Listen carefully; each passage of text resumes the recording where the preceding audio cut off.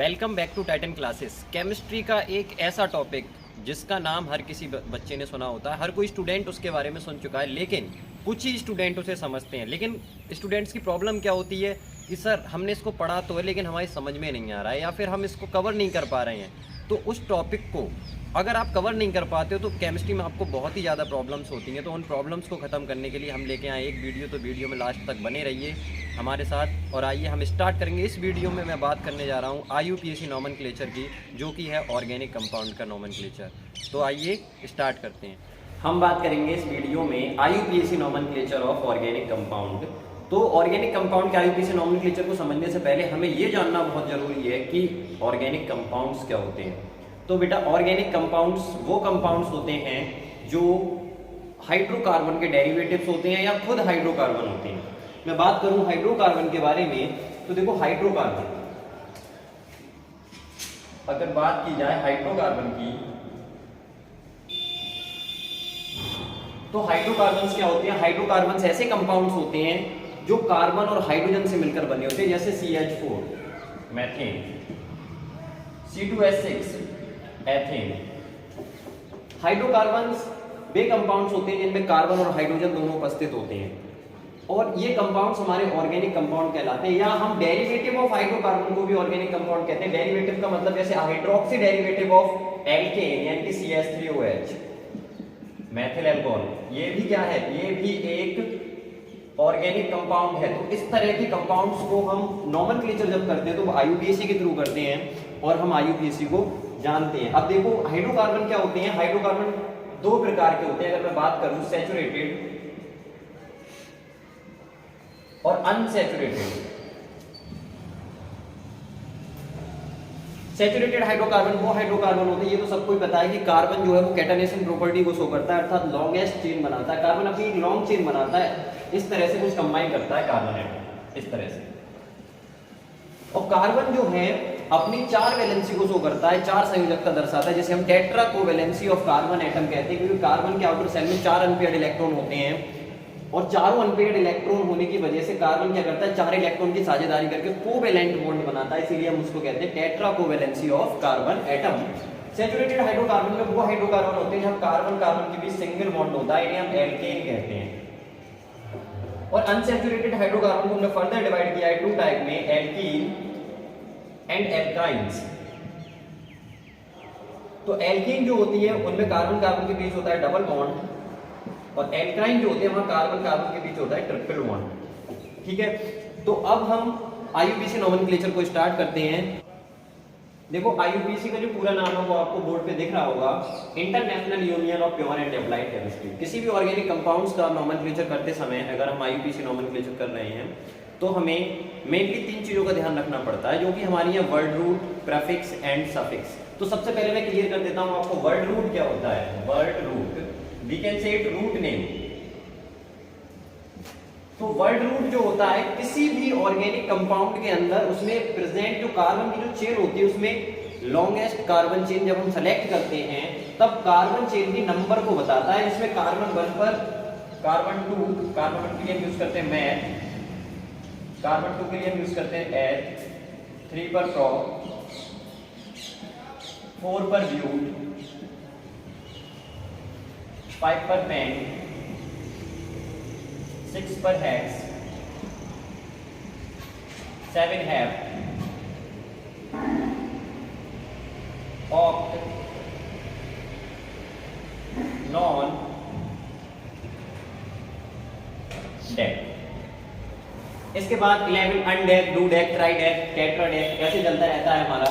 यानी कि word root जो है हमारा, वर्ड रूट क्या करता है, किसी भी कार्बन चेन के अंदर जो कार्बन की संख्या होती है उसको रिप्रेजेंट कहता है। जैसे सपोज दैट हमारे पास ये कंपाउंड लिखा हुआ है और अगर हम इसका नॉमेनक्लेचर लिख रहे हैं तो यहाँ पर हम देखेंगे कार्बन का नंबर कितना है, 4। तो 4 के लिए हम यूज करेंगे यहाँ पे ब्यू, कुछ इसके लिए हम वर्ड रूट का यूज करते हैं। इसके बाद में हम देखते हैं बेटा, देखो क्या होता है, सेकंड पॉइंट हमारा होता है प्रीफिक्स।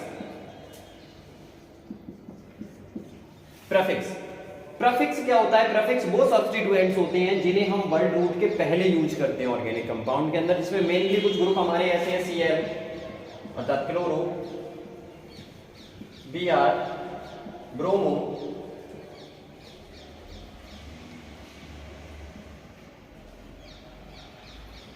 NO2, नाइट्रो, वे सब्स्टिट्यूएंट्स, वे प्रतिस्थापी ग्रुप जिन्हें हम वर्ड रूट के पहले यूज करते हैं किसी भी ऑर्गेनिक कंपाउंड के नोमेनक्लेचर को करते समय, उन्हें हम कहते हैं प्रेफिक्स। तो प्रेफिक्स में हम उनको यूज करेंगे इस वर्ड रूट के। अब जैसे सपोज दैट हमें नाम लिखना है किसी का CH3, CH2,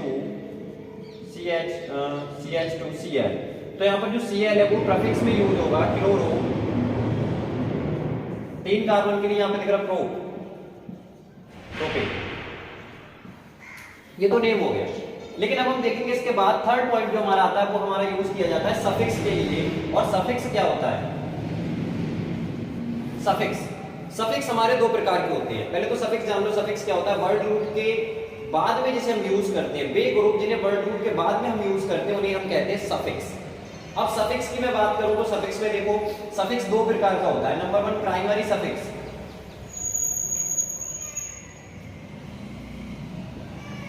प्राइमरी सफिक्स में हम यूज करते हैं कार्बन और कार्बन के बीच की जो बॉन्डिंग होती है उसके लिए। जैसे कार्बन अगर कार्बन के बीच की बॉन्डिंग सिंगल है तो हम यहाँ पे यूज करेंगे एन, कार्बन कार्बन के बीच की बॉन्डिंग डबल है तो ईन, और कार्बन के बीच की बॉन्डिंग ट्रिपल है तो हम यहाँ पर यूज करेंगे आइन। जैसे कि आप यहाँ पे देख रहे हो, मैंने नाम आपके लिए लिखा है, यहाँ पर प्रेफिक्स में मैंने यूज किया था Cl के लिए, और Cl को हम क्या कहेंगे क्लोरो। 1 2 3 कार्बन पर हमारा वर्ड रूट आएगा प्रो, और कार्बन कार्बन के बीच की बॉन्डिंग जो है वो कौन सी बॉन्डिंग है? वो सिंगल बॉन्डिंग है। तो यहाँ पर हमने इसको यूज कर दिया प्राइमरी सफिक्स के रूप में एन। इस तरह से इसके बाद हमारा सेकंड पॉइंट जो आता है इसके अंदर सफिक्स के अंदर वो होता है हमारा सेकेंडरी सफिक्स। सेकेंडरी सफिक्स में हमारे मेन फंक्शनल ग्रुप आते हैं जैसे OH। इसकी मैं भी आपको टेबल बता दूंगा। COOH, CHO aldehyde, ketone, ether, कुछ इस तरह के ग्रुप हमारे सेकेंडरी सफिक्स में यूज किए जाते हैं। और इनका नाम अलग अलग, इनके नाम के लिए हम कुछ अलग अलग वर्ड यूज करते हैं, जो कि हम करते हैं वर्ड रूट और प्राइमरी सफिक्स के बाद में। तो आइए अब हम टेबल देखते हैं सेकेंडरी सफिक्स की, जो प्रायोरिटी टेबल है उसके बारे में डिस्कस करते हैं। तो देखो, जो डिक्रीजिंग प्रायोरिटी टेबल है, प्रायोरिटी टेबल को देखने से पहले आप इनको नोट डाउन कर लीजिए या फिर इनका स्क्रीनशॉट ले लीजिए। ये जो हमारी टेबल है, ये जो टेबल है decreasing priority table of functional group. इस टेबल में कुछ फंक्शनल ग्रुप दे रखे हैं जैसे COOH, SO3H, CONH2CN, CHO, ketone, alcohol, thioalcohol, amine, isocyanide और ईथर।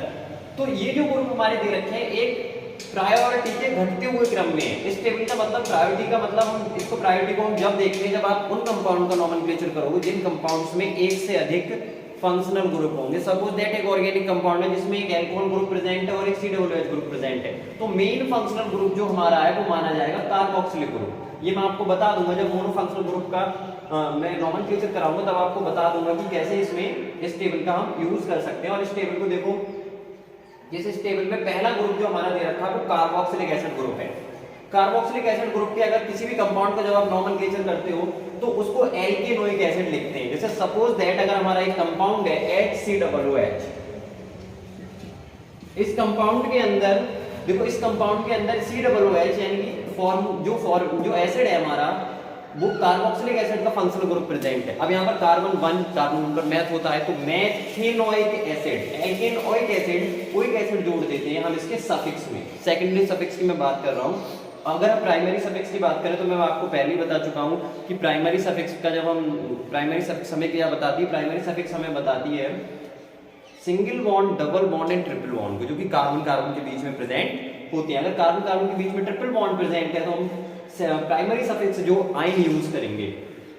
लेकिन एक चीज और ध्यान रखनी होती है, अगर सेकेंडरी सफिक्स का कोई भी letter A, E, I, O, U या Y, इनमें से किसी भी लेटर से स्टार्ट होता है, जैसे ओइक एसिड, ठीक है, एमाइड, अल, ओन, ऑल, एमीन, ऑक्सी, तो क्या करते हैं, जैसे अगर इनमें से किसी से भी अगर स्टार्ट होता है, इन किसी लेटर से स्टार्ट होता है सेकेंडरी सफिक्स का पहला वर्ड, सेकेंडरी सफिक्स का जो वर्ड है वो इनमें से किसी एक लेटर से स्टार्ट होता है, तब हम क्या करते हैं प्राइमरी सफिक्स, जैसे मान लो प्राइमरी सफिक्स एन है तो ई को यहाँ से हटा दिया जाएगा, ई को ऐड नहीं करेंगे। जैसे अगर हम इसका नाम लिखें तो एक कार्बन मैथ, ये किसको डिनोट कर रहा है? ये कर रहा है वर्ड रूट को। अब इसमें वर्ड रूट के बाद plus n plus weak acid,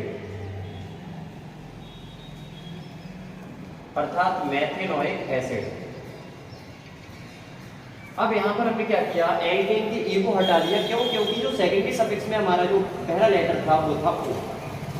दूसरे ग्रुप पे हम चलते हैं, दूसरा ग्रुप है सल्फोनिक एसिड। सल्फोनिक एसिड का हम नॉमेनक्लेचर करते समय हम देखते हैं कि वहां पर क्या एल्केन सल्फोनिक एसिड हम लिखेंगे, और जो हमारा ग्रुप फॉर्मूला है वो है हमारा SO3H। इसको अगर हम प्रीफिक्स में यूज करते हैं तो सल्फो यूज करेंगे, अदरवाइज सेकेंडरी सफिक्स में यूज करोगे तो sulphonic acid. Amide, amide group जो है वो CnH2 ग्रुप होता है, और इसका IUPAC ग्रुप नेम जो होगा वो एल्केन एमाइड होगा, एल्केन एमाइड। अगर इसी CnH2 को आप प्रीफिक्स में यूज कर रहे हो, प्रीफिक्स में किस कंडीशन में आप इसको यूज करोगे कि अगर किसी ऑर्गेनिक कंपाउंड के अंदर COOH या SO3H के साथ CnH2 दे रखा होता है तब ये प्रीफिक्स में यूज किया जाएगा, क्योंकि इसकी प्रायोरिटी इसकी तुलना में कम है, ये प्रायोरिटी का घटता हुआ क्रम है। तब हम कार्बोमोइल यूज करेंगे, और फिर सेकेंडरी सफिक्स में हम क्या यूज करेंगे, एमाइड। 4 नंबर का ग्रुप है हमारा साइनाइड, जहां पर कार्बन नाइट्रोजन के साथ ट्रिपल बॉन्डिंग के साथ कनेक्ट होता है CN। इसका हम IUPAC नेम अगर हम करते हैं तो एल्केन नाइट्राइल लिखते हैं। वहीं अगर हम इसको प्रीफिक्स में यूज करते हैं तो साइनो, और सेकेंडरी सफिक्स में यूज करते हैं तो नाइट्राइल। नेक्स्ट एल्डिहाइड, एल्डिहाइड का ग्रुप IUPAC नेम एल्केनल, इसके सेकेंडरी सफिक्स में हम अल जोड़ते हैं, और अगर हम प्रीफिक्स में काउंट करते हैं, प्रीफिक्स में इसको लिखते हैं तो एल्डो ऑफ फॉर्माइल। मैं आपको बता दूंगा एल्डो किस कंडीशन में जोड़ते हैं और फॉर्माइल किस कंडीशन में जोड़ते हैं आगे एग्जांपल में। अब जैसे कीटोन, कीटोन की मैं बात करूं तो कीटोन का जनरल IUPAC नेम जो है वो है एल्केनोइक, एल्केनोन, और इसके सेकेंडरी सफिक्स में हम यूज करते हैं ओन के लिए। ये जो है इसे आप वन नहीं पढ़ोगे, इसे आप पढ़ोगे ओन। मैं लिख देता हूं, ओन पढ़ोगे आप इसे, और इसके प्रीफिक्स में अगर हमें कहीं यूज करना हो तो कीटो या ऑक्सो में से हम इसको यूज करेंगे। एल्कोहल की अगर हम बात करते हैं ग्रुप, अगर हमारा कोई अगला ग्रुप जो है वो एल्कोहल है तो एल्कोहल का IUPAC ग्रुप नेम जो होता है वो होता है एल्केनॉल। एल्केनॉल का जो फंक्शनल, एल्कोहल का फंक्शनल ग्रुप जो है वो ऑक्सो है। अगर इसको हम कहीं प्रीफिक्स में यूज करते हैं तो प्रीफिक्स में हम हाइड्रोक्सी लिखेंगे, जबकि सेकेंडरी सफिक्स के फॉर्म में ये चला जाता है हमारा ओल के रूप में। अगला ग्रुप आता है SH, जिसे हम थायो एल्कोहल कहते हैं। प्रीफिक्स में नहीं हम इसको यूज कर रहे हैं तो मरकैप्टो, मरकैप्टो, और या फिर अगर हम इसको सेकेंडरी सफिक्स में यूज करेंगे तो थायोल, और इसका IUPAC ग्रुप नेम जो होगा वो होगा एल्केन थायोल। एमीन, एमीन का जो नाम होता है वो एल्केन एमीन होता है। एल्केन का ये सब्स्टिट्यूट कर दिया ए के साथ, जैसा कि मैंने आपको बताया था इन लेटर से स्टार्ट होता है तो ये हटा दिया जाता है। इसका जो फॉर्मूला होगा वो होगा हमारा NH2। और एमिनो, एमिनो ग्रुप जैसे इसको हम कब यूज करेंगे एमिनो नाम में, एमिनो नाम हमारा जब आएगा जब ये ग्रुप हम किसके फॉर्म में यूज कर रहे हैं इसको हम प्रीफिक्स में ले रहे हैं, अदरवाइज हम इसको सब्स्टिट्यूएंट मान रहे होंगे, ना कि हम इसको मेन फंक्शनल ग्रुप। और ये हो गया सेकेंडरी सफिक्स। अब हमारा आता है आइसोसाइनाइड। आइसोसाइनाइड साइनाइड के सिमिलर है, बट यहाँ पर क्या है कि नाइट्रोजन और कार्बन की पोजीशन डिफरेंट हो जाती है, चेंज एक्सचेंज हो जाता है। आइसोसाइनो आइसोनाइट्राइल, केवल नाम के आगे आइसो लग जाता है, बाकी सेम वही है। ईथर में क्या होता है, ईथर में एक डाइवेलेंट ऑक्सीजन एटम जो होता है वो फंक्शनल ग्रुप होता है, और इसका नॉमेनक्लेचर हम करेंगे तो एल्केन के साथ जो एल्केन है हमारा वो जोड़ रहे हैं तो एल्कोक्सी एल्केन के साथ हम इसको कंबाइन करेंगे। अब एल्कोक्सी इसको प्रीफिक्स में यूज करोगे, बाकी हम सेकेंडरी सफिक्स में यूज करेंगे ऑक्सी के लिए। तो ये टेबल है वो डिक्रीजिंग प्रायोरिटी टेबल की फंक्शनल ग्रुप की, आप इसको स्क्रीनशॉट ले लो, नोट डाउन कर लो अपने नोटबुक पर। अब हम देखते हैं कि मोनो का या फिर हम नॉमेनक्लेचर की अगर हम बात करें तो अब हम देखेंगे कि सैचुरेटेड हाइड्रोकार्बन का नॉमेनक्लेचर किस तरह से करते हैं, तो अब हम देखते हैं।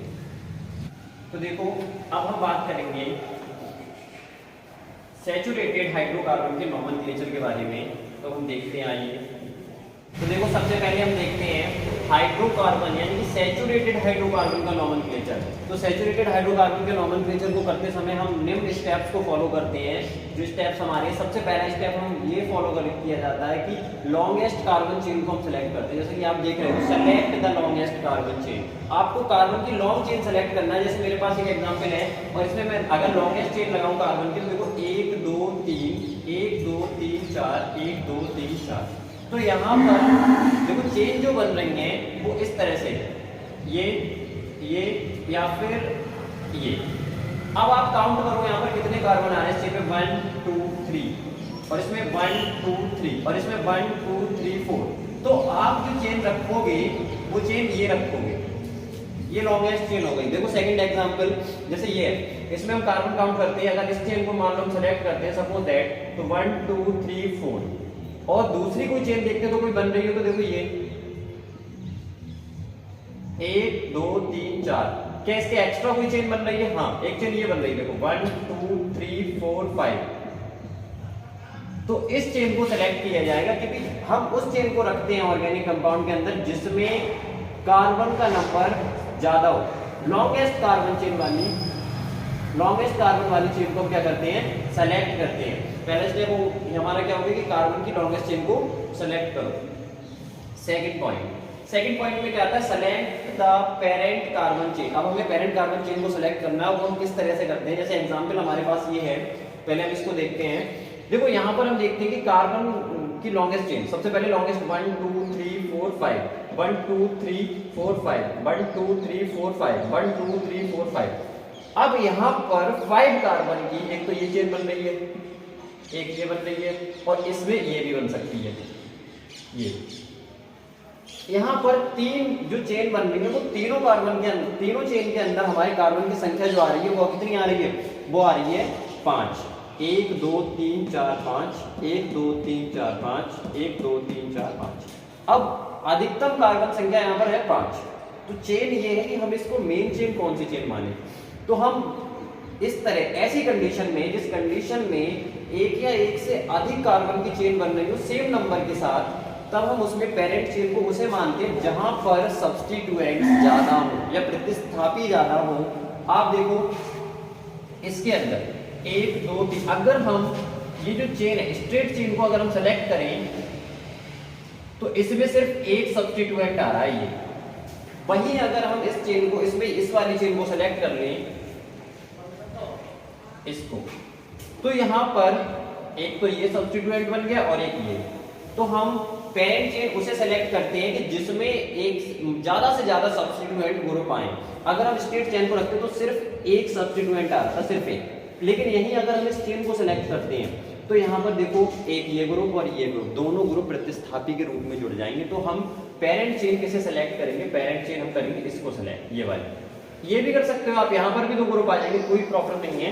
बट आप इसे सेलेक्ट नहीं कर सकते क्योंकि इसे सेलेक्ट करने पर आपको सिर्फ एक प्रतिस्थापी ग्रुप मिल रहा है। दूसरा एग्जाम्पल हम देखते हैं इसमें। देखो यहाँ पर सबसे पहले लॉन्गेस्ट कार्बन चेन 1 2 3 4 5 6, 1 2 3 4 5 6, 1 2 3 4 5 6, 1 2 3 4 5 6। यहाँ पर तीनों कंडीशन में हमारे पास देखो 1 2 3 4 5, इसे सेलेक्ट नहीं कर सकते आप। 1 2 3 इसे सेलेक्ट नहीं कर सकते आप, है ना। अब तीन कंडीशन में हमारे पास ये सिचुएशन क्रिएट हो रही है कि हमारे पास लॉन्गेस्ट कार्बन चेन तीन कंडीशन में बन रही है जिनमें कितने अधिकतम कार्बन आ रहे हैं? 6। 1 2 3 4 5 6। अब देखो हमें ये मतलब ये है कि हमें पेरेंट चेन कौन सी सेलेक्ट करनी है। अगर सपोज दैट मैं इसे सेलेक्ट करता हूं तो हमें सिर्फ ये एल्किल सब्स्टिट्यूट मिलेगा, सिर्फ ये, यही तो एल्किल सब्स्टिट्यूट मिलेगा। अब एल्किल सब्स्टिट्यूट अगर हमें ये मिल रहा है और हम दूसरी चेन अगर मान लो इसे सेलेक्ट कर रहे हैं तो यहाँ पर हमें दो सब्स्टिट्यूएंट मिल रहे हैं।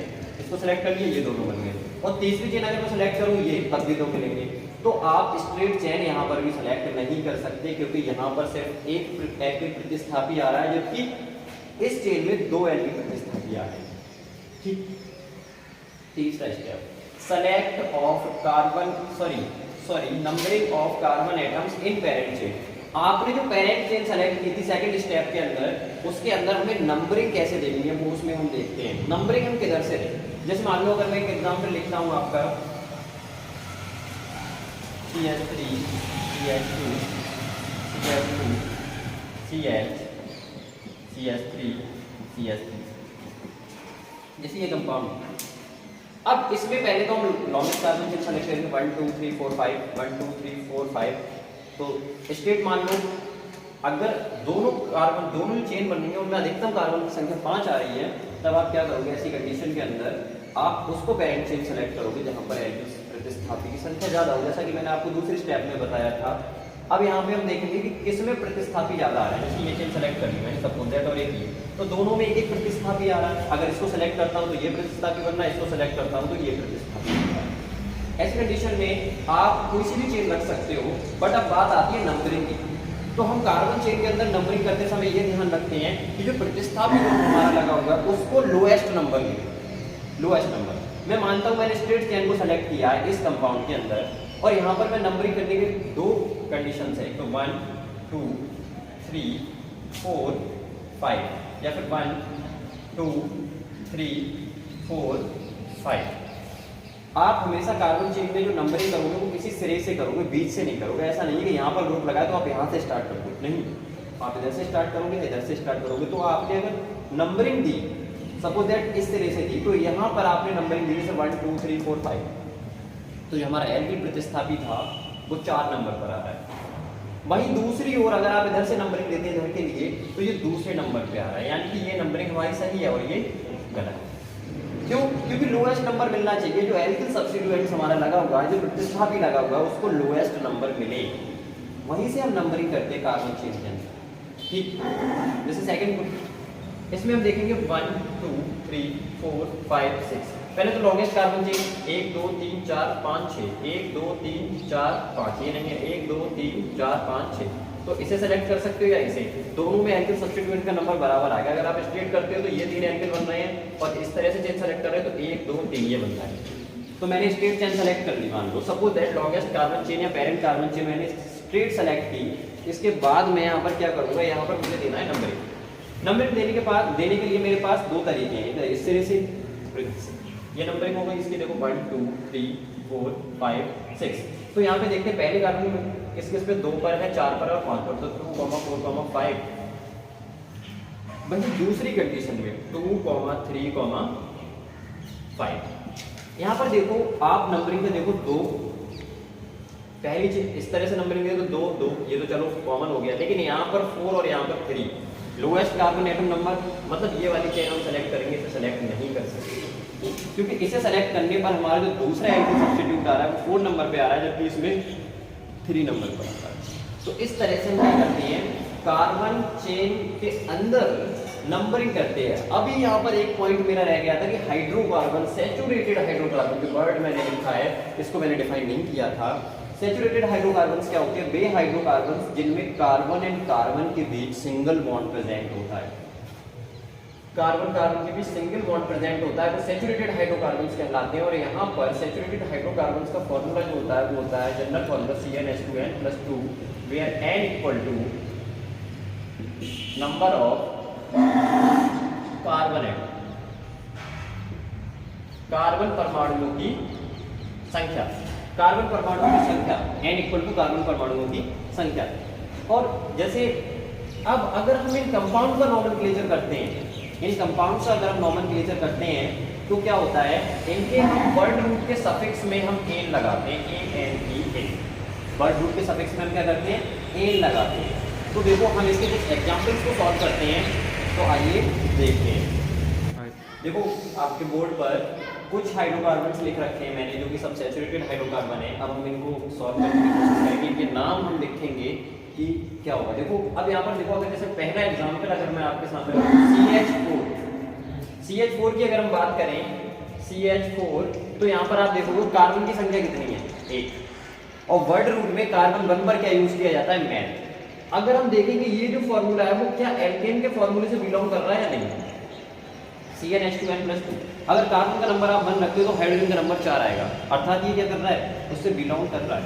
अब कार्बन 1 पर होता है बेटा मैथ, ये वर्ड रूट में मैंने आपको बताया था, वर्ड रूट की जो टेबल बनाई थी 1 2 3 4 10 तक जो बताया था उसमें, तो मैथ और एल्केन के लास्ट में ए, मैथिल, इसका नाम हो जाएगा मैथिल। इसी तरह दूसरा आप देख रहे हो CH3 सिंगल बॉन्ड CH3, यहाँ पर देखो इसमें क्या है, 2 कार्बन एटम है हमारे पास, और 2 कार्बन पर हमें पता है एथ होता है, और सिंगल बॉन्डिंग के लिए हम सफिक्स में, सफिक्स जो लगाते हैं वो प्राइमरी सफिक्स की बात कर रहा हूँ मैं, प्राइमरी सफिक्स में हम यूज करते हैं ए, तो एथेन।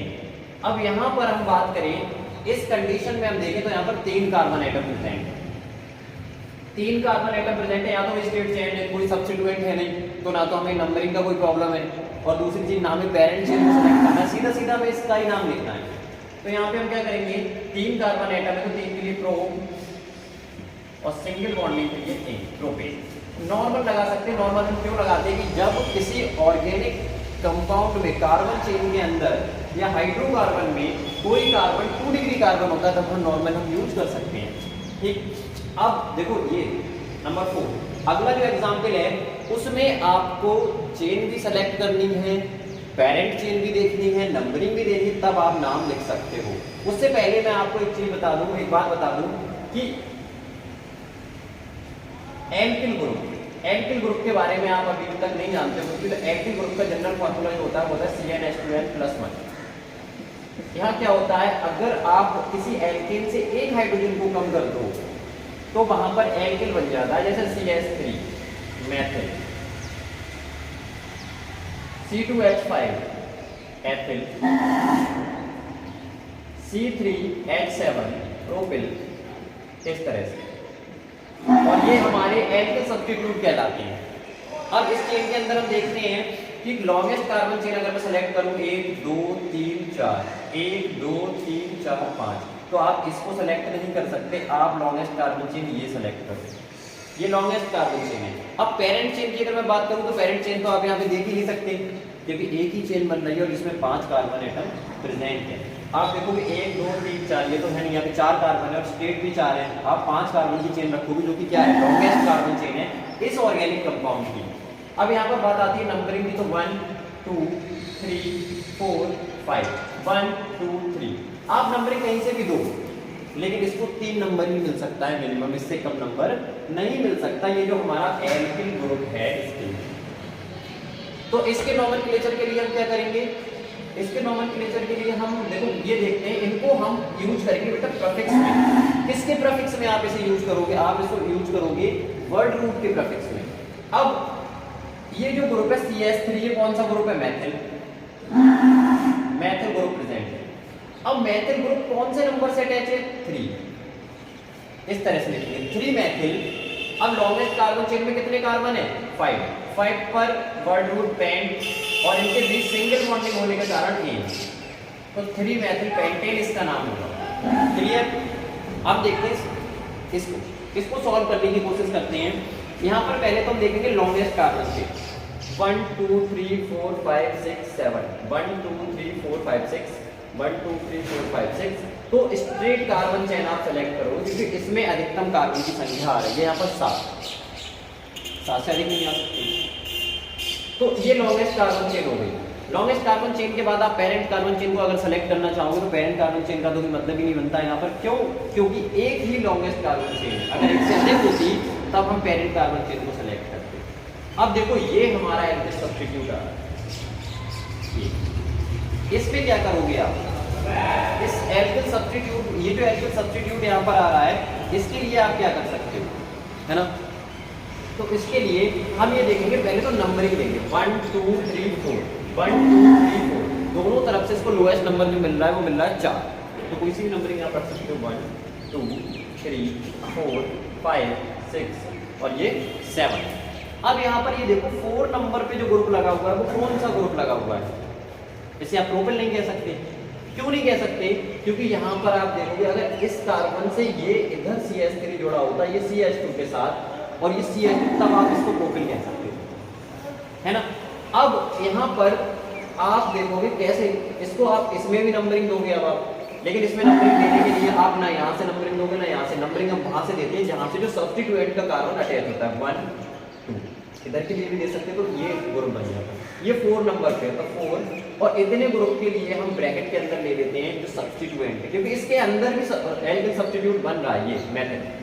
तो 4 1 पर क्या है, मेथिल, 1 मेथिल, 2 कार्बन पर एथिल,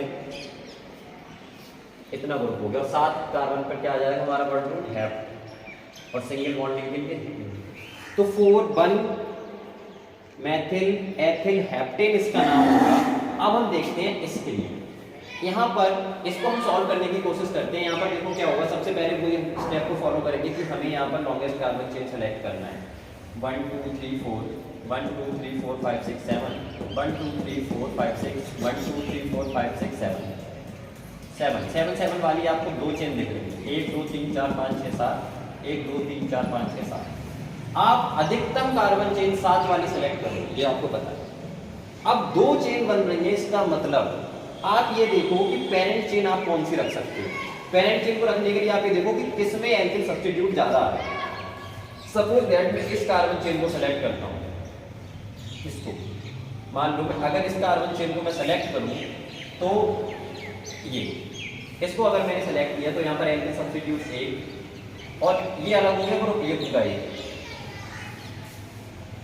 वहीं अगर मैं स्ट्रेट कार्बन चेन सेलेक्ट करूं ये, तो यहाँ पर क्या होगा बेटा, यहाँ पर जो एल्किल ग्रुप होंगे वो ज्यादा ग्रुप होंगे, है ना। इस चेन को मैंने अगर सेलेक्ट किया तो यहाँ पर एल्किल ग्रुप कितने आ रहे हैं, सीधा चेन सेलेक्ट किया, इसके बाद देखो 1 2 3 4, तो ये वाली जो चेन है ये, इसको आप पेरेंट चेन मानो। अब बात आती है यहाँ पे नंबरिंग की, तो नंबरिंग हम उधर से देते हैं जिधर से कोई आदमी सब्सिट्यूट पास हो, तो नंबरिंग की सी बात है, यहाँ से नंबरिंग दिए जाए 1 2 3 4 5 6, ठीक है। आपने यहाँ से इसको क्या कर दिया, नंबरिंग। अब ये देखो कौन कौन से नंबर पर कौन कौन सा ग्रुप लगा हुआ है, CH2 CH2 CH3 एक प्रोपिल ग्रुप है, CH3 CH3 CH3 Maithil group है। अब हमें ये देखना है कि इसको पहले लिखें मैथिल को या प्रोपिल को। प्रोपिल ग्रुप है एक इसमें और एक क्या है, मैथिल। किसको पहले लिखोगे, इसमें हम देखते हैं इंग्लिश अल्फाबेटिकली M पहले आता है हमारा, ये P, तो हमारा अल्फाबेटिकली M पहले आता है, इसलिए आप मैथिल वाले ग्रुप्स को पहले लिखोगे। और मैथिल के ग्रुप है हमारे पास 3, तो 3 के लिए हम क्या लगा देते हैं, ऐसे करके 3 के लिए हम यूज करते हैं ट्राई, 2 के लिए करते हैं हम डाई, और 4 के लिए हम कर सकते हैं टेट्रा, 5 के लिए पेंटा, कुछ इस तरह से यूज करते हैं। यहाँ पर हम देखेंगे 1 2 3 4 5, अब देखो यहाँ पर कितने 1 2 और 4, सॉरी ये जो नंबरिंग है यहाँ से दी जाएगी 7 कार्बन की 1 2 3 4 5 6 7, सॉरी। अब देखो यहाँ पर क्या है 2 3 और 5 पर हमारे जो ग्रुप है वो कौन से ग्रुप है, मैथिल ग्रुप है, तो 2 3 5, और कितने मैथिल ग्रुप है, 3 के लिए ट्राई, कौन से ग्रुप है, मैथिल, तो मैथिल। अभी भी हमारा 4 नंबर पे जो ग्रुप है वो कौन सा ग्रुप है, प्रोपिल ग्रुप, वो हमने नहीं लिखा। अब हम क्या करेंगे, इसको लिखेंगे, तो 4 प्रोपिल, लॉन्गेस्ट कार्बन चेन में 7 कार्बन है।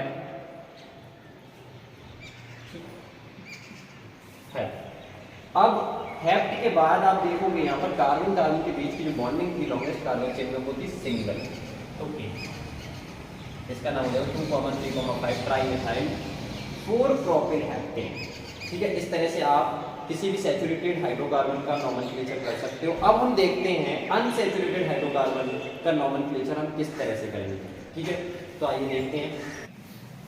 देखो अनसैचुरेटेड हाइड्रोकार्बन में आपको वीडियो की स्टार्टिंग में भी बता चुका था, अनसैचुरेटेड हाइड्रोकार्बन वे हाइड्रोकार्बन होते हैं जिनमें मल्टीपल बॉन्ड उपस्थित होते हैं। मल्टीपल बॉन्ड का मतलब डबल या ट्रिपल। अनसैचुरेटेड हाइड्रोकार्बन को हमने डिवाइड किया है 2 भागों में, एक एल्कीन और दूसरा एल्काइन। तो एल्कीन वो होते हैं यहाँ कार्बन कार्बन के बीच की बॉन्डिंग जो होती है वो डबल होती है, और एल्काइन के अंदर जो बॉन्डिंग होती है वो होती है ट्रिपल। तो हम सबसे पहले बात करेंगे एल्कीन की। तो एल्कीन का नॉमेनक्लेचर करने के लिए हमें ये पता होना चाहिए इसके सफिक्स में हम क्या यूज करते हैं और इसका जनरल फार्मूला क्या है। इसका जनरल फार्मूला CnH2n होता है, और यहाँ पर जो n है वो नंबर ऑफ कार्बन एटम होता है। सफिक्स में हम इसलिए इन यूज करते हैं। तो हम देखते हैं, जैसे मान लो हमारे पास एग्जाम्पल है CH2 डबल बॉन्ड CH2। तो यहाँ पर आप देखोगे कार्बन कार्बन की संख्या अगर आप काउंट करोगे चेन के अंदर तो 2 कार्बन है। 2 कार्बन पर आपको पता है आप यूज करते हो F, वर्ड रूट F होता है ना। अब कार्बन कार्बन के बीच की बॉन्डिंग की वजह से आप यहाँ यूज करोगे E। क्यों? देखो वर्ड रूट आपने H लगाया, लेकिन इन दोनों के बीच डबल बॉन्ड उपस्थित होने के कारण आप क्या यूज कर रहे हो, यहाँ पर इन यूज कर रहे हो, एथीन हो गया इसका। लेकिन हाँ एक चीज और, इनके कुछ रूल्स भी होते हैं। रूल्स क्या होते हैं बेटा? रूल्स वो होते हैं कि अगर हमें ऐसे कंपाउंड के नॉमेनक्लेचर्स करनी है जो क्या है अनसैचुरेटेड हाइड्रोकार्बन के अंदर एल्कीन से बिलोंग कर रहे हैं, तो उनमें हम ये देखते हैं पहली चीज कि हम उस कार्बन चेन को सेलेक्ट करेंगे जहां पर डबल बॉन्ड जिस कार्बन चेन में प्रेजेंट होगा। ऐसा नहीं है कि आप पेरेंट कार्बन चेन को सेलेक्ट कर लो और वहां पर बॉन्ड प्रेजेंट नहीं हो, वो आप किसी एल्किल सब्स्टिट्यूट के साथ निकाल दो या फिर कहीं अलग ग्रुप चेन से अलग कर दो, ऐसा नहीं होना चाहिए। या फिर अगला पॉइंट बेटा क्या कहता है इसमें? अगला पॉइंट ये कहता है कि आप नंबरिंग उस सिरे से करोगे जिधर से आपका डबल बॉन्ड पास पड़ेगा। सही है। देखो अगला एग्जांपल क्या होगा यहाँ पर, CH2 double bond CH single bond CH3। ये एक ऑर्गेनिक कंपाउंड है। यहाँ पर आप पहले तो ये चेक कर लो कि टोटल कार्बन की वैलेंसी 4 है। 3 कार्बन प्रेजेंट है, हम पर यहाँ पर देखो 2 हाइड्रोजन बॉन्ड बना रहा है तो ये 4। ये वाला जो कार्बन है ये एक हाइड्रोजन के साथ 2 ये बॉन्ड और ये 3 और 1 4। प्रत्येक ऑर्गेनिक कंपाउंड के अंदर आप ये देखोगे कि ऑर्गेनिक कंपाउंड के अंदर जितने भी कार्बन प्रेजेंट हैं उन सभी कार्बन्स की वैलेंसी 4 होनी चाहिए, ना तो 4 से कम न 4 से ज़्यादा। इसका नॉमेनक्लेचर करते समय आप नंबरिंग दोगे 1 2 3। नंबरिंग आप यहाँ से इसलिए ले रहे हो क्योंकि इधर से आपका डबल बॉन्ड पास पड़ रहा है, तो 3 कार्बन पर होता है बेटा 2 और पहले कार्बन से डबल बॉन्ड निकल रहा है तो 1 ये ध्यान रखिए। कुछ आगे एग्जाम्पल हम देखते हैं। CH3 single bond CH double bond CH single bond CH2 single bond CH। ये जो कंपाउंड है इसके अंदर हमें ये देखना है कि बॉन्ड किस तरह से पास है हमारा, 1 या यहाँ से या यहाँ से 1 2 3 4 5 1 2 3, तो इधर से पास पड़ रहा है 1 2 3 4 5। अब आप इसका नॉमेनक्लेचर करोगे तो यहाँ पे देखोगे पेरेंट कार्बन चेन में टोटल नंबर ऑफ कार्बन कितना है। टोटल नंबर ऑफ कार्बन जो आपका है वो है 5, तो 5 पर होता है इनका पेंट। और जो डबल बॉन्ड हमारा निकल रहा है वो कौन से नंबर से निकल रहा है, दूसरे नंबर के कार्बन से निकल रहा है, तो पेंट 2p। इस तरह से हम इनके नॉमेनक्लेचर को करते हैं। अब हम देखते हैं इसी के अंदर उन कंपाउंड्स का नॉमेनक्लेचर जिनमें 2 से अधिक डबल बॉन्ड प्रेजेंट होते हैं, या फिर हम इनको कहते हैं एल्का पॉलीइन्स। क्या कहते हैं हम उन्हें कहते हैं एल्का पॉलीइन्स। अब इनका हम नॉमेनक्लेचर करेंगे तो देखो क्या होगा। जैसे मान लो हमारे पास एक कंपाउंड है CH2 double bond CH double bond CH2।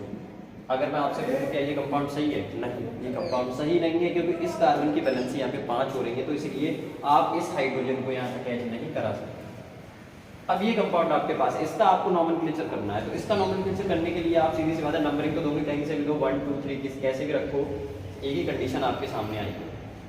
तो 1 2 3 3 कार्बन पर क्या होता है प्रो, लेकिन एल की जगह हम यहाँ पर एल का यूज करेंगे प्रोपा। पहले कार्बन से और दूसरे कार्बन से, तो 1 2 कितने डबल बॉन्ड है 2, तो डाई। ठीक इस तरह से देखो। अगला क्वेश्चन क्या है आपका, अगला क्वेश्चन देखो CH3 single bond CH double bond C double bond CH।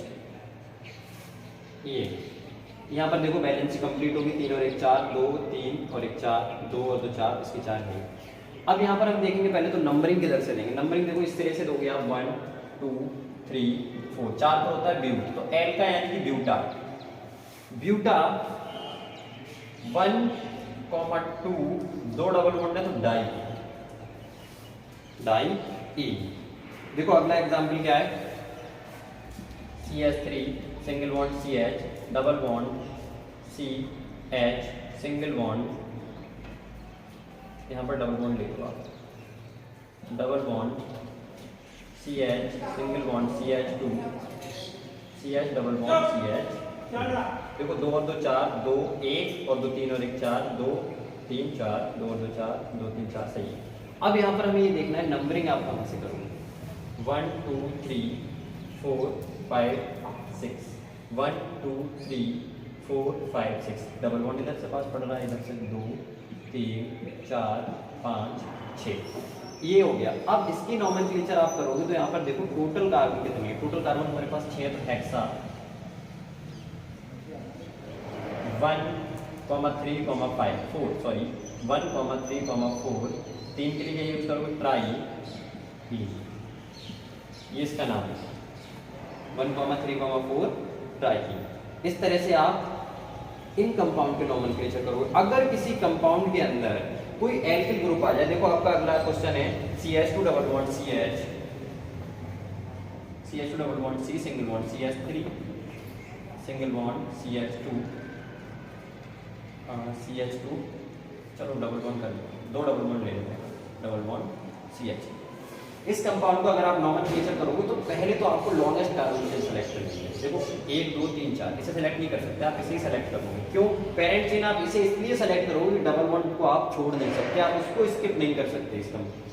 तो देखो यहाँ पे नंबरिंग लेना है आपको, यहाँ से या यहाँ से, किधर से नंबरिंग दोगे 1 1 दोनों तरफ से जो आपका डबल बॉन्ड है वो पहले नंबर पर आ रहा है, लेकिन एल्किल सब्स्टिट्यूट इधर से 3 नंबर पे आएगा और यहाँ से 2 नंबर पे आएगा, तो 1 2 3 4।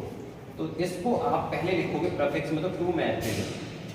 4 कार्बन पर क्या होता है ब्यूट, लेकिन यहाँ पर डबल बॉन्ड की पोजीशन में एल का आएगा तो ब्यूटा। Numbering 1,3 die. ये तो हो गया अनसैचुरेटेड हाइड्रोकार्बन के अंदर एल्कीन्स का नोमेनक्लेचर। अब हम देखते हैं अनसैचुरेटेड हाइड्रोकार्बन्स के अंदर एल्काइन, जहां पर क्या होगा कार्बन कार्बन के बीच की बॉन्डिंग जो होगी वो कैसी बॉन्डिंग होगी, ट्रिपल होगी, है ना। तो देखो अब हम क्या करेंगे, यहाँ पर नोमेनक्लेचर करते समय मैं यहीं से आपको समझा रहा हूँ।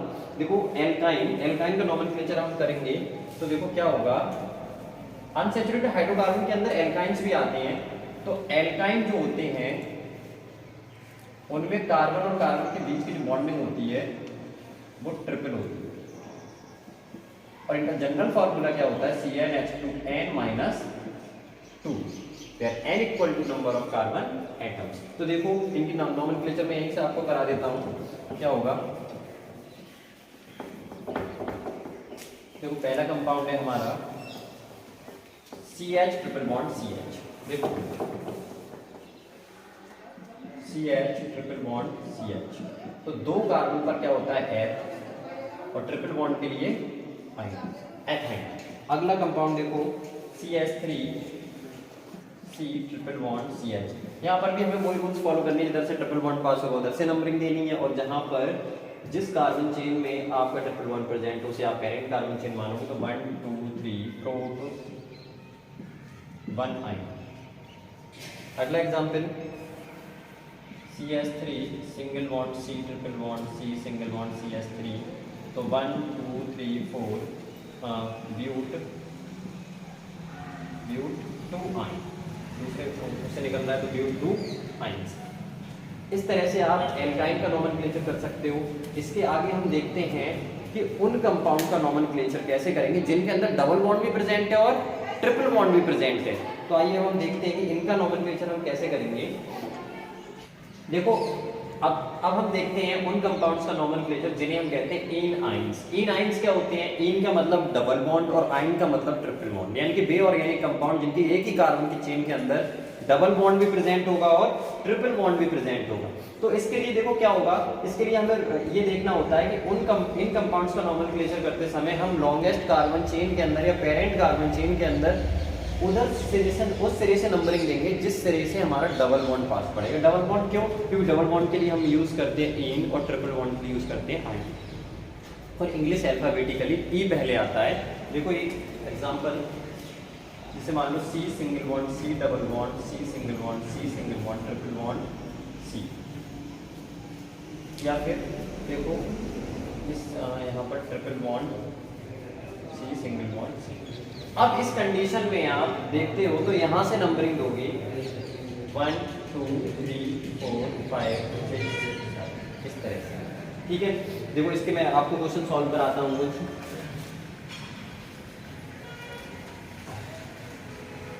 अब ऐसी कंडीशन में आप क्या करोगे, देखो अगर आपका इस तरह से कोई कंडीशन आ जाए C single bond C double bond C single bond C single bond triple bond C, तो नंबरिंग आप इधर से ही लोगे, क्योंकि अगर दोनों तरफ से बराबर नंबर आ रहा हो, जैसे ये यहाँ पर 2 नंबर दोनों तरफ से दूसरे कार्बन पर ट्रिपल दूसरे कार्बन पर डबल, तो ऐसी कंडीशन में हम डबल बॉन्ड को क्या करते हैं, प्रायोरिटी देते हैं पहले। लेकिन ऐसी कंडीशन हो जहाँ पर डबल बॉन्ड दूसरे नंबर पे हो ट्रिपल बॉन्ड पहले ही नंबर पर हो, तो नंबरिंग आप ट्रिपल बॉन्ड की तरफ से ही दोगे, ये भी ध्यान रखना है आप। देखो इसके कुछ क्वेश्चंस हैं वो मैं आपको सॉल्व कराता हूँ। देखो पहला example CH3 single bond CH double bond CH single bond C triple bond CH triple bond C single bond CH3। देखो यहाँ पे पहले सबसे पहले हम क्या करेंगे, प्रत्येक कार्बन की वैलेंसी को चेक करते हैं। 3 और 1 4 2 3 और 1 4 2 3 और 1 4 3 और 1 4 3 और 1 4 3 और 1 4, टोटल कार्बन जो है हमारे 4 वैलेंसी के साथ यहाँ पर कंबाइन कर रहे हैं। अब यहाँ पर देखो हमें ये देखना है कि नंबरिंग हम कहाँ से लें, 1 2 3 4 5 6 1 2 3 4 5 6 नंबरिंग हम उधर से देंगे जिधर से हमारा डबल बॉन्ड पास पड़ रहा है, क्योंकि दोनों तरफ से कंडीशन सेम है, दूसरे कार्बन से निकल रहा है बॉन्ड, तो नंबरिंग हम इसे रखेंगे, इसे नहीं रखेंगे। ठीक, अब हम इसका नॉमेनक्लेचर करेंगे तो इसके देखो लॉन्गेस्ट कार्बन चेन जो है इसमें कितने कार्बन है 6, तो 6 कट गया हेक्स 2 ईन और 4 आयन। यहाँ पर मैं आपको बता दूं कि मैंने यहाँ पर ईन का ई क्यों हटाया, जो मैं आपको पहले ही बता चुका हूँ, ए ई आई यू के साथ अगर वाई भी आता है सेकेंडरी सफिक्स में और ऐड करना होता है हमें प्राइमरी सफिक्स के साथ, तो प्राइमरी सफिक्स के ई को हम नहीं लगाते हैं, उसको हम सब्स्टिट्यूट कर देते हैं।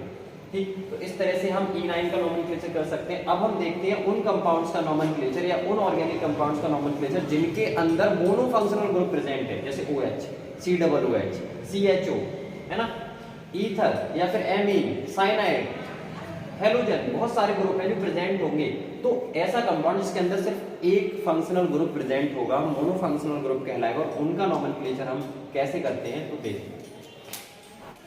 ये जो कंपाउंड्स हैं ये कंपाउंड मोनो फंक्शनल ग्रुप रखते हैं, यानी कि वे ऑर्गेनिक कंपाउंड जिनमें एक फंक्शनल ग्रुप होता है मोनो फंक्शनल ग्रुप कहलाते हैं। तो मोनो फंक्शनल ग्रुप के अंदर आप देखोगे इनमें एल्कोहल फंक्शनल ग्रुप है, एल्कोहल जो फंक्शनल ग्रुप है ये OH होता है और इसके सफिक्स में हम जोड़ते हैं ऑल, सेकेंडरी सफिक्स के रूप में ऑल को जोड़ा जाता है।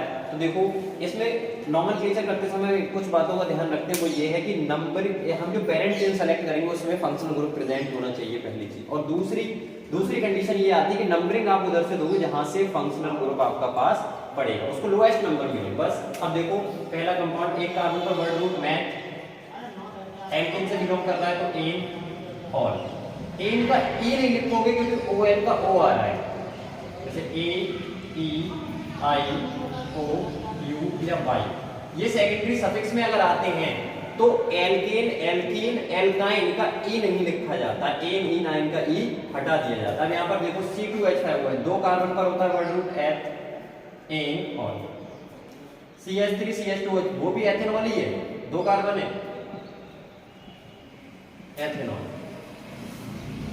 इस कंडीशन में क्या होगा, यहां पर हम देखो 1 2 3 प्रो 3 कार्बन पर क्या होता है प्रो। अब प्रोप के बाद प्रोप एन 1 2 3 ट्राईऑल। इस एग्जाम्पल में हम देखेंगे कि ट्रिपल बॉन्ड भी प्रेजेंट है और फंक्शनल ग्रुप भी प्रेजेंट है, तो नंबरिंग आप उधर से दोगे जहां से फंक्शनल ग्रुप पास पड़े, तो 1 2 3 4 पर क्या होता है ब्यूट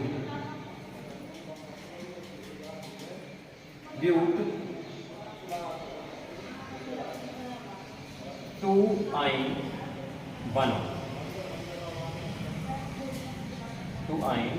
1 ऑल, या फिर ब्यूट 1 ऑल 2 ब्यूट 2 आइन 1 ऑल। लेकिन आइन का यहाँ पर ई हटा दिया जाएगा, क्यों, क्योंकि ऑल का क्या है ये सफिक्स में जुड़ रहा है, सेकेंडरी सफिक्स ये प्राइमरी सफिक्स है, प्राइमरी सफिक्स को पहले लिखोगे वर्ड रूट। अगर हम किसी ऑर्गेनिक कंपाउंड का नॉमेनक्लेचर करते हैं तो इन चीजों का ध्यान रखते हैं, प्रीफिक्स प्लस वर्ड रूट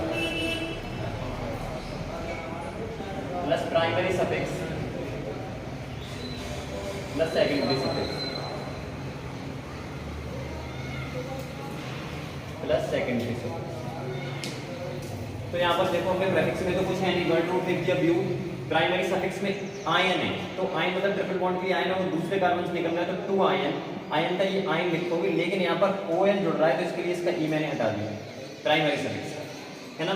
अब 1 ऑल, देखो सेकंड एग्जांपल यहाँ पर 1 2 3 4 पर क्या होता है ब्यूट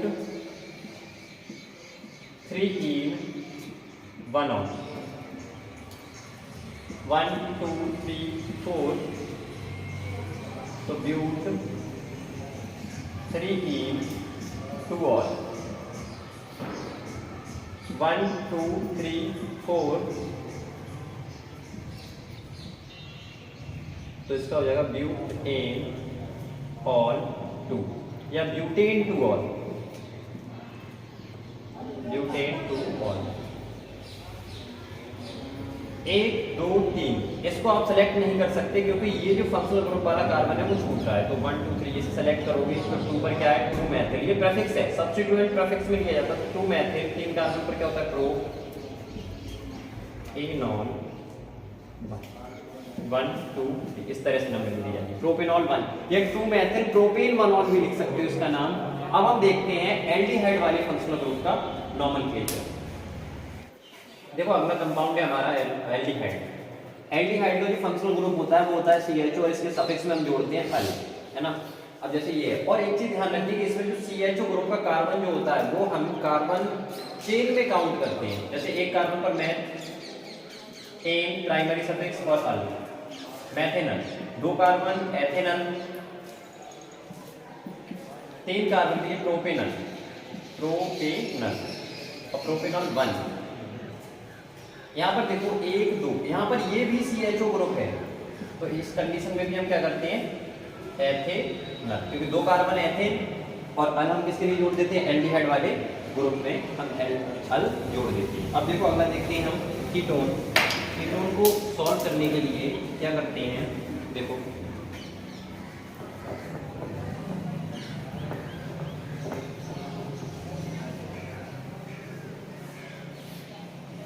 अगला जो ग्रुप है हमारा वो है कीटोन।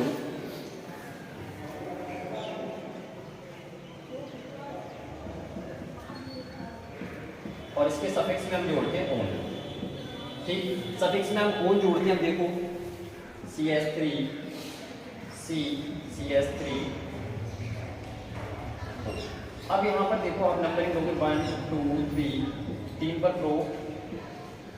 प्रोपेनॉन 2, या फिर आप इसको ऐसे भी लिख सकते हो propane 2 on, propane 2 on, propane 2 on. CH3 CH3 1 2 3 ये प्रोपेन 2 ऑन, प्रोपेन 2 ऑन। अगला क्वेश्चन है आपका इसमें CH3 CH2 CH3 double bond 4। तो 1 2 3 4 जिधर से ग्रुप पास पड़ेगा उस तो नंबरिंग देनी है हमें। तो यहाँ पे क्या हो जाएगा 1 2 3 4। तो 4 पर ब्यूटेन ऑन 2 या फिर ब्यूटेन 2 ऑन।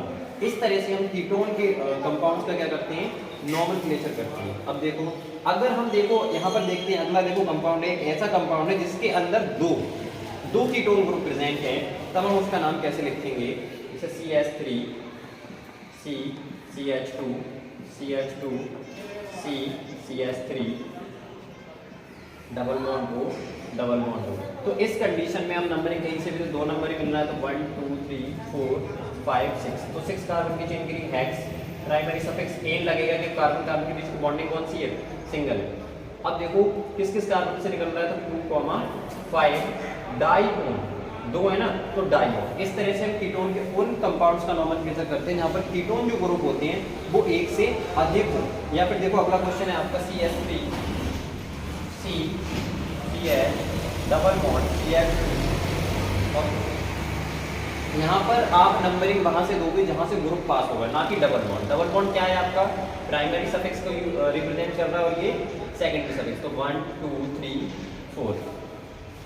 अब 4 कार्बन के लिए आप क्या यूज करते हो, 4 कार्बन के लिए आप यूज करते हो ब्यूट 3 क्योंकि प्राइमरी सफिक्स से पहले आएगा, और 2 ये तो हो गई कीटोन वाले कंपाउंड की नोमेनक्लेचर। अब हम मूव करते हैं ईथर पर।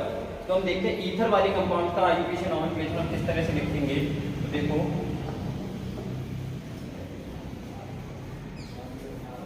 ईथर का जो फंक्शनल ग्रुप होता है वो फंक्शनल ग्रुप होता है divalent oxygen atom, divalent oxygen atom.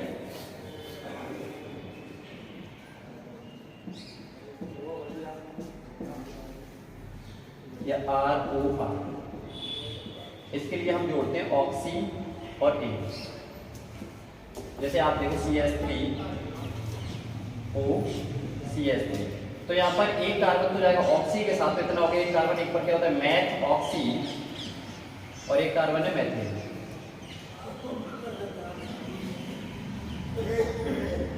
C2H5 O C2H5 यहाँ पर एक 2 कार्बन जाएंगे ऑक्सी के साथ, तो एथॉक्सी एथेन। ये तो हो गई सिमेट्रिकल ईथर की बात। सिमेट्रिकल ईथर वो ईथर होता है जिसमें ऑक्सीजन के दोनों तरफ डबल बॉन्ड, सॉरी ऑक्सीजन के दोनों तरफ एल्किल ग्रुप सिमिलर। यहाँ पर देखो एल्किल ग्रुप दोनों में क्या है, मैथिल है और यहाँ पर एथिल है। लेकिन अगर अनसिमेट्रिकल ईथर होता है तब क्या होता है, CH3O CH2 CH3। इस कंडीशन में हमें ऑक्सी कहाँ लिखना है और एन कहाँ लिखना है। देखो ऑक्सी और एन का कंडीशन में हम देखते हैं कि लोएस्ट कार्बन के साथ ऑक्सी जाता है, मतलब मेथॉक्सी एथेन। अगला देखो CH2O CH3 CH2 CH2 CH3। तो एक तरफ एल्केन ग्रुप है यानी कि एल्केन और एक तरफ प्रोपेन, तो इसमें ऑक्सी जाएगा कम वाले के साथ, तो यहाँ पर हो जाएगा एथॉक्सी 3 कार्बन के लिए प्रोप, और ये हो जाएगा 3 प्रोपेन। इस तरह से आप ईथर का नोमेनक्लेचर करोगे। इसके बाद हम अगला ग्रुप देखते हैं कार्बोक्सिलिक एसिड ग्रुप। देखो अब कार्बोक्सिलिक एसिड, कार्बोक्सिलिक एसिड का फंक्शनल ग्रुप COOH। इसके सफिक्स में हम जोड़ते हैं ओइक एसिड, ओइक एसिड। लेकिन आप बार बार ये सोच रहे होंगे कि मैंने जो टेबल बनवाई थी उसमें प्रेफिक्स के लिए भी इन ग्रुप्स के नाम लिखे थे, तो आप सोच रहे हो प्रेफिक्स का यूज हम कहाँ करेंगे। प्रेफिक्स का यूज हम वहाँ करेंगे जब मोनो फंक्शनल ग्रुप की जगह कोई ऐसा ऑर्गेनिक कंपाउंड होगा जो डाई फंक्शनल ग्रुप वाला होगा, मतलब जिसमें एक से अधिक फंक्शनल ग्रुप प्रेजेंट होंगे। अब देखो जैसे इसका नोमेनक्लेचर करते हैं HCOOH, एक carbon meth an oic acid, e हटा दिया जाएगा क्योंकि लास्ट इसका फर्स्ट लेटर O है। CH3 COOH, 2 carbon ethanoic acid CH3 CH2 COOH, propanoic acid, 3 carbon है ना, प्रोपेनोइक एसिड हो जाएगा। इसी तरह CH3 CH2 CH2 CH2 CH2 COOH और COOH। इस कंडीशन में आप क्या करोगे, इस तरह के अगर किसी कंपाउंड का नोमेनक्लेचर आपको करना है तब वहां पर क्या होगा, देखो 1 2 3 4 5 पेंटेन 1,5 डाइओइक एसिड।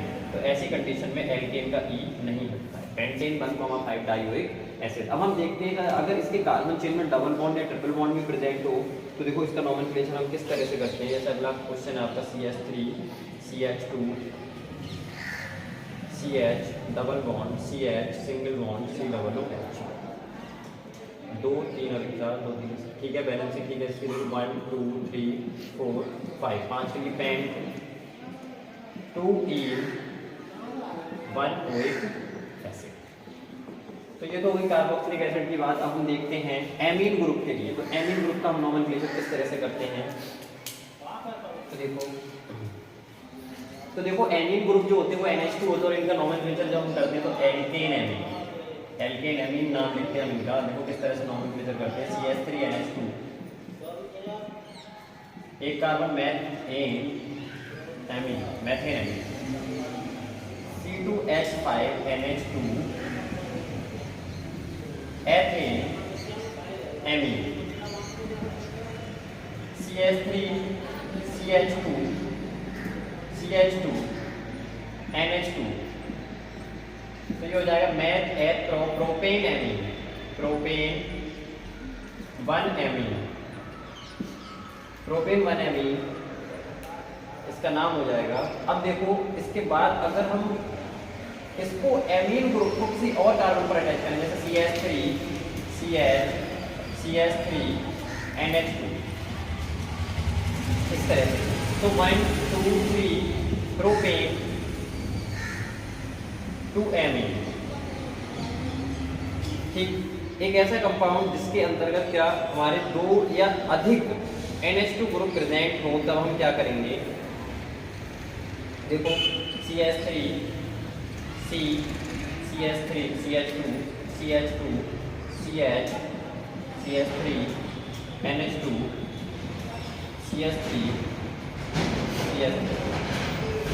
ऐसी कंडीशन में हम इसका नॉमेनक्लेचर करते समय क्या करेंगे, 1 2 3 4 5 और 6। Nomenclature 5,5 dimethyl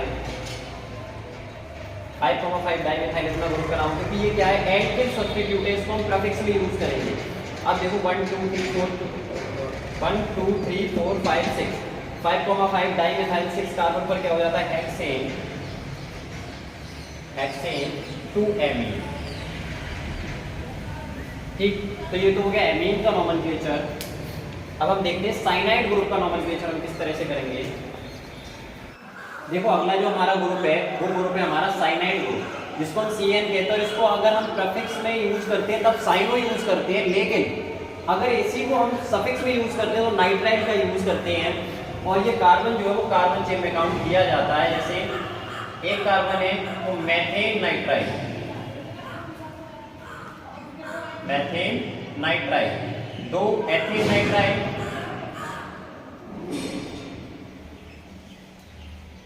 propane nitrile,